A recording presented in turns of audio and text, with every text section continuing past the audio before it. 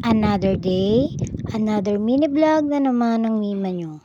Eto nga pala ang mga magiging ganap namin ngayong araw. Gugupitan at paliliguan ko nga pala yung kuya kong na-stroke. Tara mga Mima, samahan nyo ko. Binuhat ko nga pala siya dyan hanggang dyan sa upuan. Kasi nga hindi niya kaya yung maglakad mag-isa. Dito nga sa part na to, ginugupitan ko na siya. Sobrang kapal kasi ng buhok niya.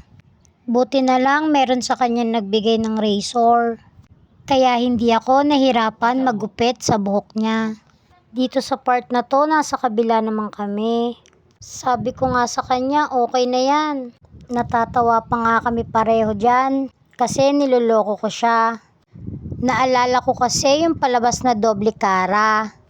Pati nga pala balbas niya, inahit ko na rin. Kasi mukha na siyang si Marwan. O diba, pogi na ulit. Dito sa part na to mga Mima, papaliguan ko naman siya. Sinabon ko muna siya dyan ng bareta para mawala yung mga libag niya. Sabi ko nga itaas niya yung kamay niya para masabon ko yung kilikili niya. Para mawala yung amoy. Syempre inihilod ko rin yan. Para ang libag mabawasan. Sabi niya nga nilalamig na siya dyan. Sabi ko, okay lang yan, tiisin mo. Para bumango-bango ka naman kahit papano. Dito nga sa part na to, sinashampoo ko na siya. Sabon mabango na rin yung gamit ko sa kanya. Kasi kahit papano, nabawasan na yung libag niya.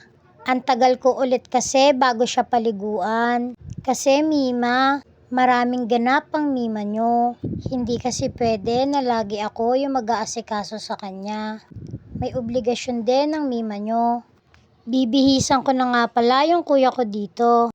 O diba mabango na naman siya? O siya mga Mima, hanggang dito na lang.